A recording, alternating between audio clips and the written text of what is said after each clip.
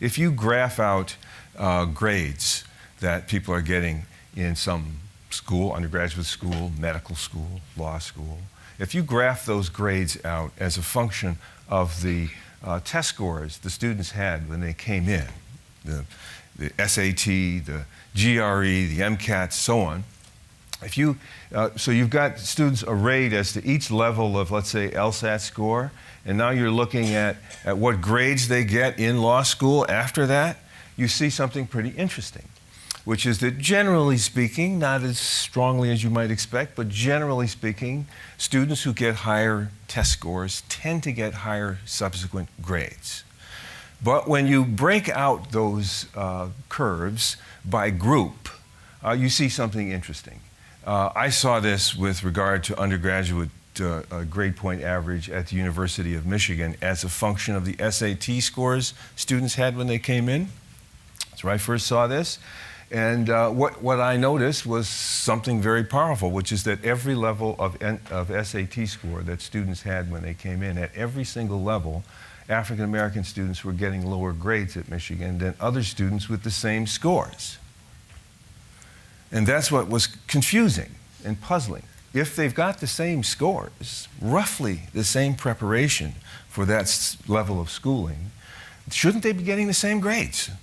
Why should there still be some difference there? And very quickly we saw that the same thing was true for women in STEM fields, especially more advanced STEM courses, that if you arrayed them as a function of the SATs they had coming in, you saw in those advanced math courses and STEM courses that women were, with the same SATs as the men, were winding up with lower grades in that level of schooling than men. That's what's called underperformance, is that it's sort of mysterious. You've got the two groups roughly equated for preparation and skill level or ability or whatever the hell those tests measure. We can talk about that.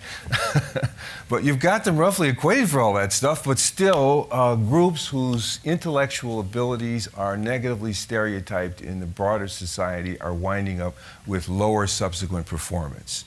In fact, in courses that were entry level or somewhat easier, within people's skill levels, often negatively stereotyped groups perform better than other students.